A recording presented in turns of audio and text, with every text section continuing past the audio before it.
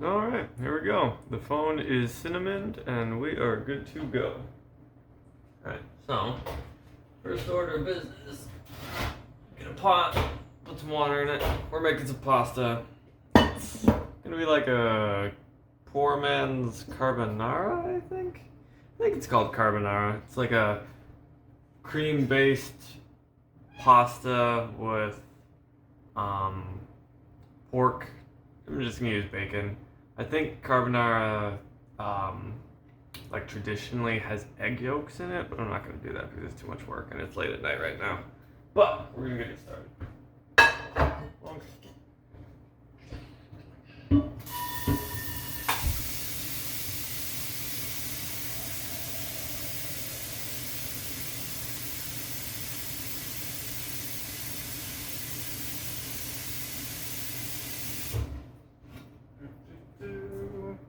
That goes on the reusable burner because it's water and it takes a long time to boil, no matter what. But if I put it on a little burner, it would take way too long. Also, ha! No.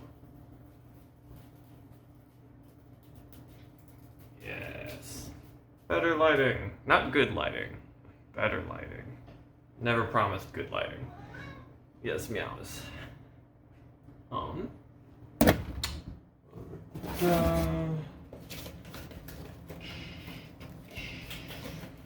Salt the water.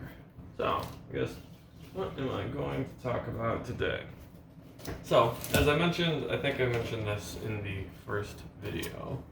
I happen to be a winemaker by trade. I work during the weeks I work during the week as a winemaker, and then on the weekends I work as a chef. And that just so happens to work out really well because the winery that I work for has a restaurant. So, yeah, it's pretty good. And so, it's a pretty interesting job.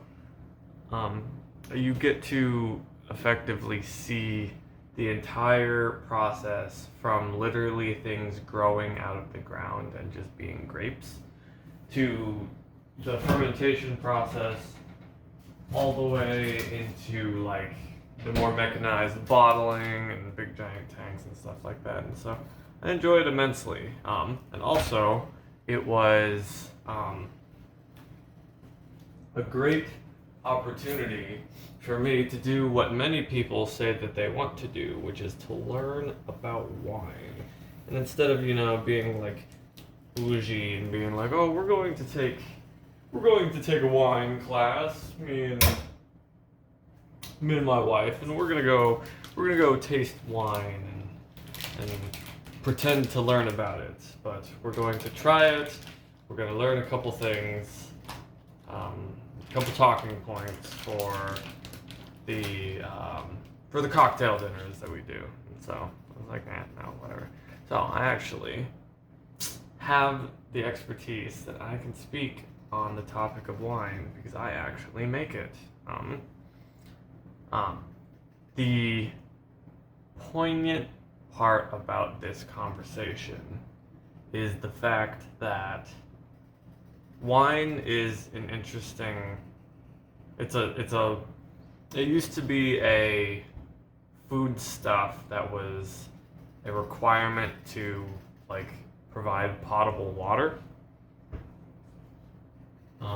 It was a potable beverage in times when the drinking water was potentially deadly. But now it has transitioned into primarily a luxury good and a luxury foodstuff that is also a drug, which alcohol is a drug, and if anyone says otherwise, they are lying to you and themselves, more than likely. It's not even a particularly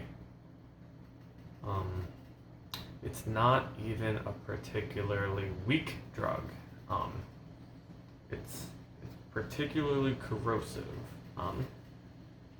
And I can say that, like I said, because I have the authority here. But that's not necessarily what I want to talk about.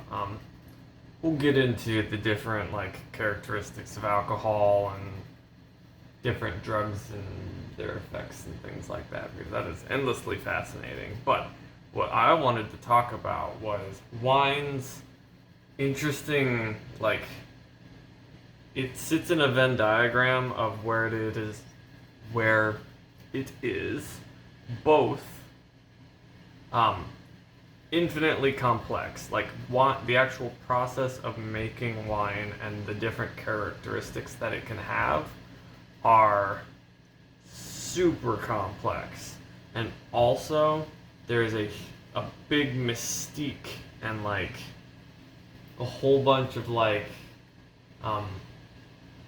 marketing and terms, and it's very steeped in culture, but because it's been steeped in kind of marketing and culture and it's been around for a really long time, there's just an immense amount of just bullshit that goes into, like, wine.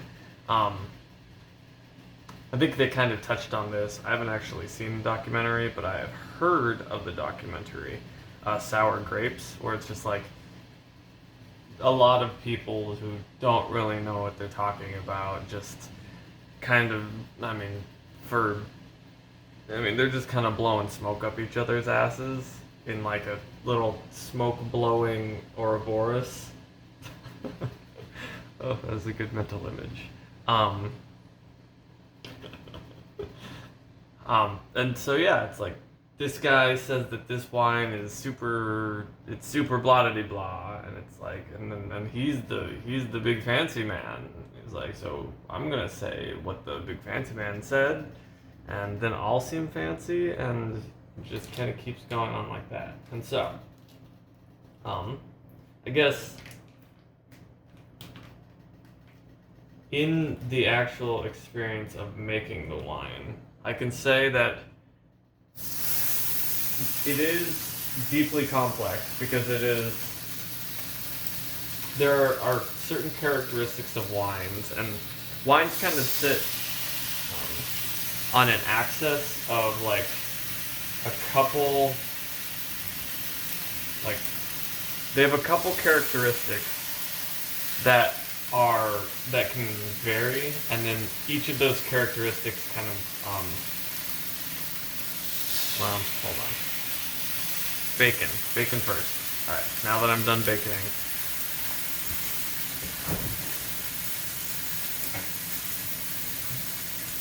Wine kind of has, like, 4 properties. It has how dry or sweet it is, and that's the amount of sugar that's in the wine. It has how basic or acidic it is. That's the amount of acid that's in the wine. It has how tannic it is, and tannins are, like, they're suspended kind of plant and or wood particles in the wine. It's what gives dry red that kind of, like, woody, like I want to say dry, but dry is another characteristic. It's like that gritty kind of, like, astringent kind of bitter quality to wines. And so we've got sugar level, acid level, tannin level, and then there's a couple other different, like, characteristics, like whether or not it's a red or a white. It can be a rosé, it can be carbonated, and things like that. But those 3 characteristics, as well as a couple other just, like, oddballs in there, can be at, like, any ridiculous level. Like, you could have, like, super sweet wines that are, like, super, or not very acidic, but, like, pretty tannic and, like, super syrupy, and it's like, that'll give you, like, a port or something like that. You also, the alcohol level varies on that. So you've got a couple sliding scales, and each of those scales can be slid up or down, and depending on the different combinations of those scales, you get, like, pretty much infinite different types of wines. And then, to complicate it further, a lot of the wines they're named based on the grape that is used to make them, not the characteristics of the final product of the wine.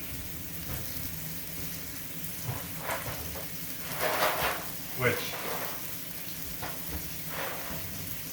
I mean, you can use a whole bunch of different types of grapes and then do different things to them to give them pretty similar products. Like a good example of this is Riesling. So Riesling is kind of it's colloquially. I don't know why that sounds weird to me right now. It's commonly thought of as a very, very sweet wine. That's because there's a couple things about the Riesling grape that lends itself to being very, very sweet. But it doesn't have to be. You can make a dry Riesling. And a dry style Riesling will be very vastly different than your traditional super sweet Riesling. You can make it semi-sweet. You can make it. Don't lick that cat. Okay.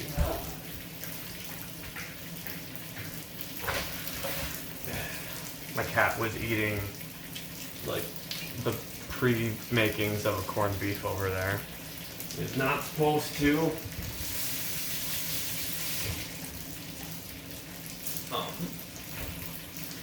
I got sidetracked. I forgot what I was thinking about. Riesling can be. You can use it for all sorts of things. You can make a dry Riesling. You can make an acidic Riesling. But it's all kind of named Riesling because that just happens to be the grape that's being used. And so,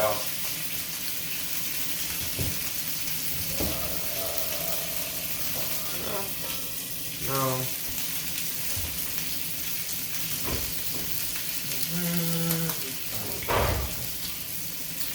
Let's go with that. Kill the heat, and then that'll just kind of go like that, and it'll all be peachy. But, like, the name sometimes has very little to do with the actual characteristics of the wine. Like a dry style Riesling, this. You've got like big fancy names like Gewürztraminer, which is a type of grape which can also be sweet. It can be dry. You can make it acidic. And so it all kind of comes down to is it's all way more complicated than it needs to be, and there's no real like standard for what wines are, you know, naming them, things like that. There's a lot of tradition behind it, and it's obviously very intentionally complicated. And the reason that it is that way is because of a concept that I colloquially call pink elephant. And it's that kind of that thought process that should have been turned off. It's fine. It's that thought process that if I say the word pink elephant, you effectively have no choice but to think of a pink elephant. And that concept gets used in marketing all the time. The fact that you can people will just kind of take your word for it if you say things with authority and with conviction, and especially in wine. One of the best, because like I said, no one really knows what they're talking about when it comes to wine. I mean, I make the damn stuff, and a lot of times I'm just like, oh, I don't know, it's wine. Yeah, this one just so happens to be acidic. That one's got tannins in it. This one's a red. It's like, I made it, but I mean, I don't have any deep, like, ridiculous, like, wizardy info on it. The example that I always choose is, when people are describing wines to customers, when they're describing wines to customers, they'll use things that I think people have heard this. They call them tasting notes, and to me, tasting notes are one of the most ridiculous, hilariously absurd things like on the planet. Because what it is like they'll be like, this wine has hints of juniper berries and chocolate, or honey and citrus. And it's like, okay, it's like, first of all, there's no honey or citrus in this wine. We didn't put any juniper berries in it, and we definitely didn't put any chocolate in it. So it's like, and they're like, no, that's just, those are the flavor notes that you're supposed to be picking up when trying this wine. And it's like, okay, well, let me tell you something. Wine is infinitely kind of complex because of the different gradients of the different characteristics it can have. It's like, you know what else is also infinitely complex? Chocolate, or cheese, or all of those other food products that you're using to like explain the tasting notes. It's like, this infinitely complex wine has notes of this other infinitely complex food stuff. It's like, what type of chocolate is it? Is it a dark chocolate? Is it a milk chocolate? Is it a white chocolate? It's like, you're using intentionally it's convoluting things. It's like, you're not trying to simplify this. You're intentionally trying to make this complicated so it sounds more fancy. And it's like, it's fine, but it's, I don't know, it's a little deceptive. It irritates me, I'm not gonna lie, because it's like, when someone really knows their shit, it's like they really know what they're talking about. You will know that because they can take things that are very complicated and explain them in ways that make them simple. I'll give a shout out to a YouTube channel that I really like. Everyday Astronaut is a channel about literally one of the most complicated things, and that is rocket science. He is just your normal dude, smart dude, but that has taken great pains to explain simply, literally, like, you know, the stereotypical most complicated thing other than neuroscience, which is rocket science. And he's able to do so by simplifying things. But that's like the opposite of what Pink Elephant. It's like, that's the opposite of what Pink Elephant is trying to do. It's like, Pink Elephant is trying to make things seem more complicated, more fanciful. They're trying to obscure and do all this like woo, so that you have less understanding, and therefore are willing to pay a higher price for whatever they're selling. So it's like, I don't know, I guess I want people to be conscious of that. It's like, if someone is trying to make things seem like very grandiose and fancy and super complicated, and it's like, oh, don't you worry, we're experts and we do this wizardry magic that you would never believe. It's like, and because we can do this stuff's very expensive and very valuable, and we can't tell you the secret sauce, but we can sell you the secret sauce, and we're going to, but it's gonna cost you. And it's like, okay, this is just marketing. It's just Pink Elephant, because experts can take the most complicated shit in the world and make it very simple. And so, I don't know, it's a thing that I've known. Admittedly, I'm not an expert winemaker, by any sense of the word, but I mean, I definitely know what goes into them. Here's a good example. We have 2 wines. I'm not going to tell you the winery I work at, but I mean, Google. You could probably figure it out.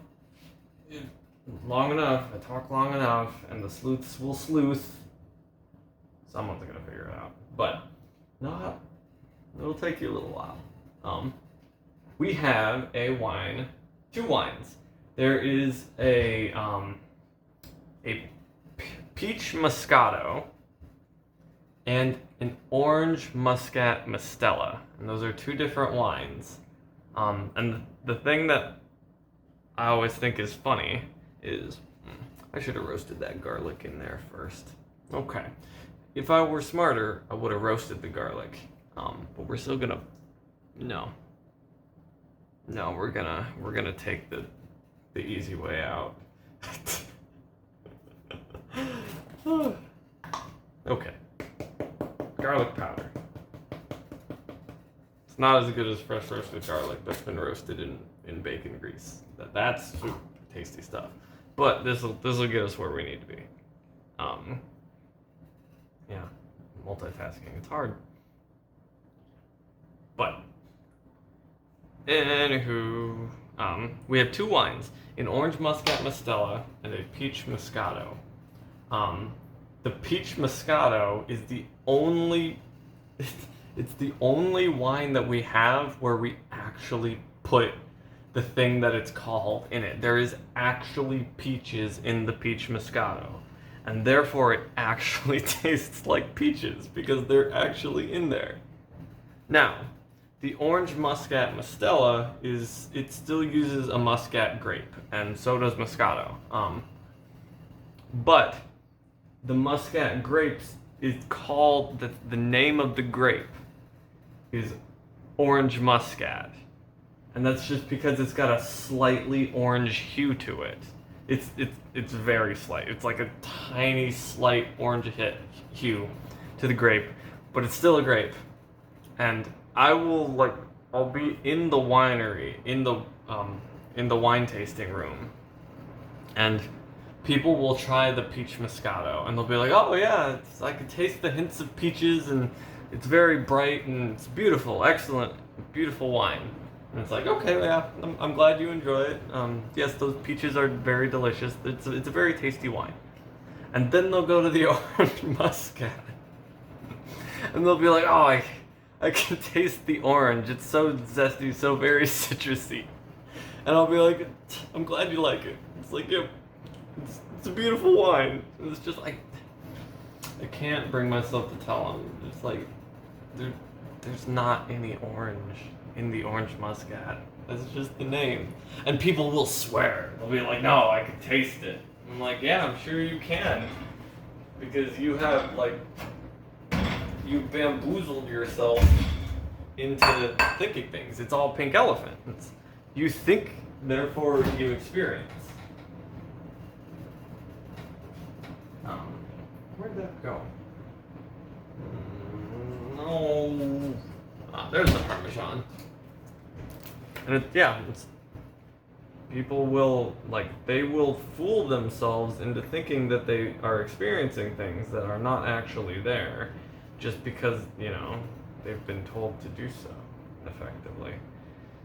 That can be kind of insidious, if I'm being honest, but in this particular instance, it's just kind of funny and a little bit irritating, because it's hard enough to discern truth in this wacky fucking world without people intentionally complicating shit.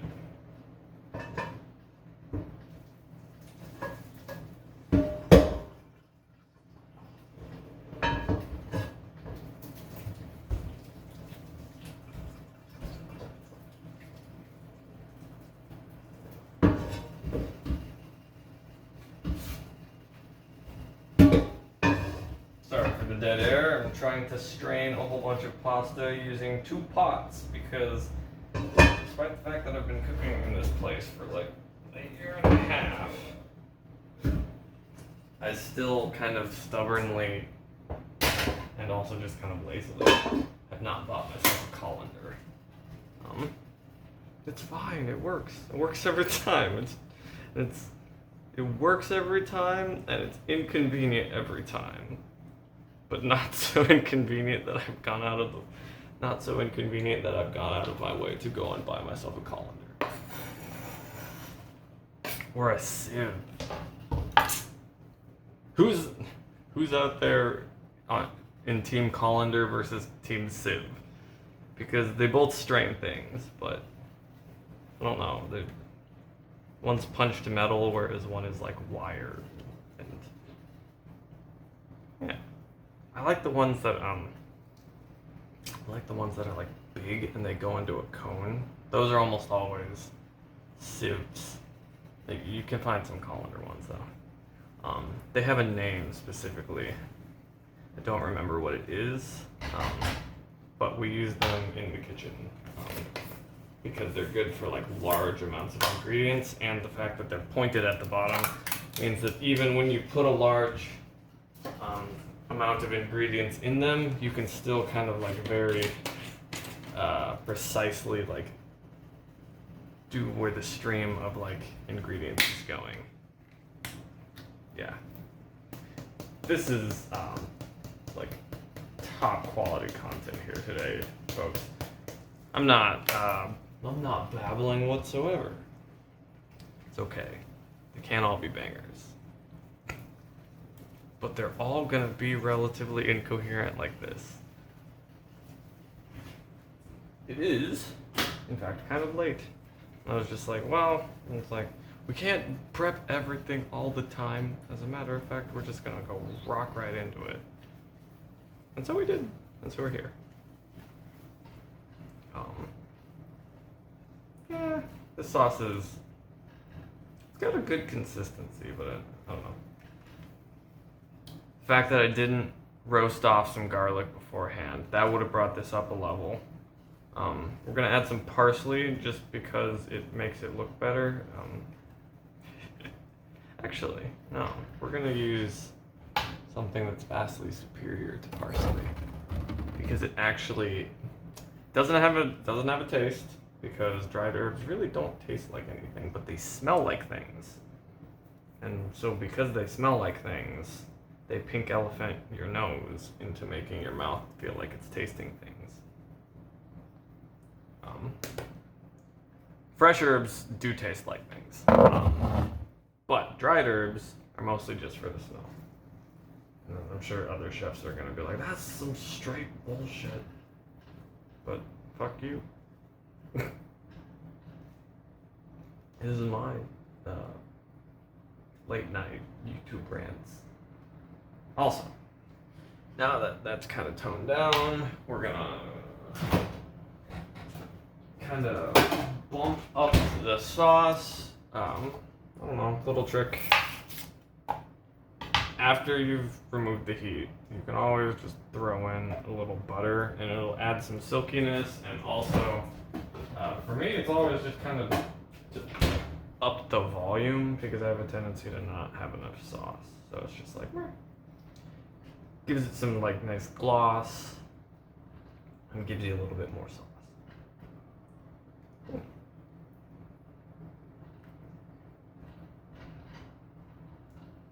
Alright, and that one wasn't particularly coherent. It was mostly just me kind of bitching about the marketing department and wines. It's just like, god damn it.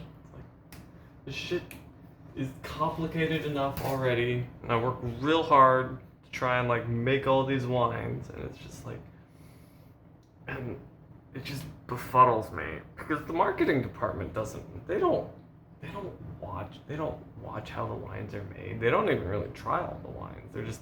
They get told what the wines are supposed to be like, and then they just make up shit. They're like, this is this and that, and they all do it. And the funny thing is, like, that not only do they all do it,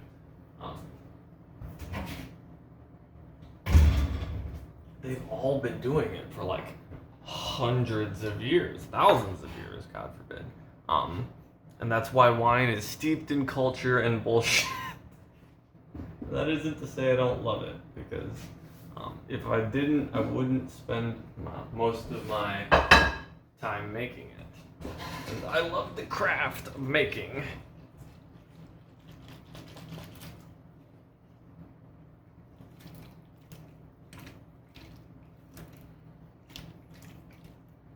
And also dealing with all the fluid dynamics and the pumps and all that stuff. That's super cool. That's a lot of fun.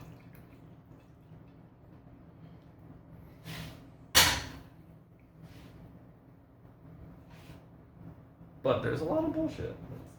And it's not just in wine. It just so happens to be that's the part that's closest to me.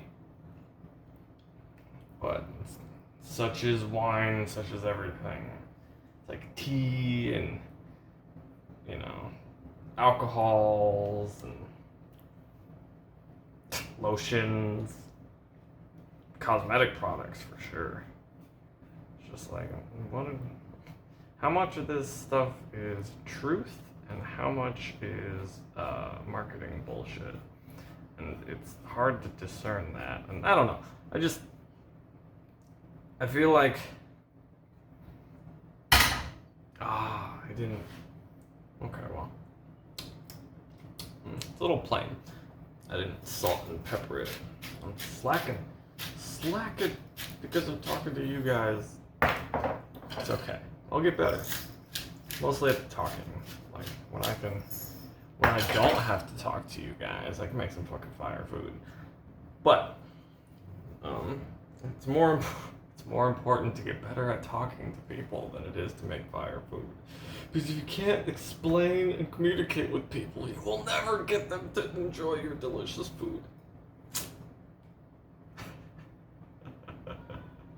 Yeah. Okay, folks, that's it.